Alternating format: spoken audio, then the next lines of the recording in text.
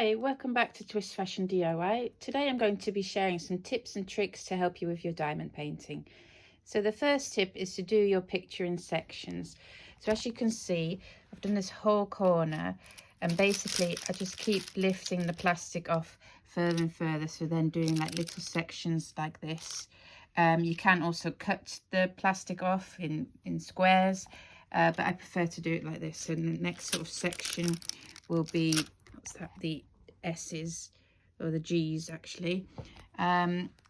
Also, having said that, have a well lit area, and you know, it's nice to have it on a flat surface, lay it out on a table, and where you can have your beads out rather than keep putting it away, because then you'll forget about it.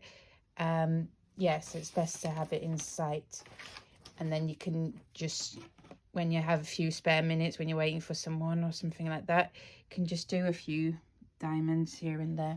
The next point is find a picture you really love.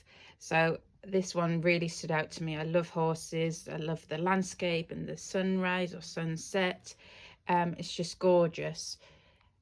And you know, I didn't actually think I'd enjoy doing this so much, but I really do. It really calms my mind. In one way, I can't wait to finish it, but also I'm enjoying the process of making it so much that I don't want to finish it like immediately. But if you are, you know, if you've got big areas, you can get a tool that does more, picks up more than one at a time. But at the moment, I don't want to use that. You can also get a bigger tray. Also, if the diamonds are getting stuck in your tray, use a little bit of hand sanitizer in there, clean it up, and it gets rid of all the excess wax that you've been using. Also, if you're finding the wax not very sticky anymore, blue tack is also a good one to use.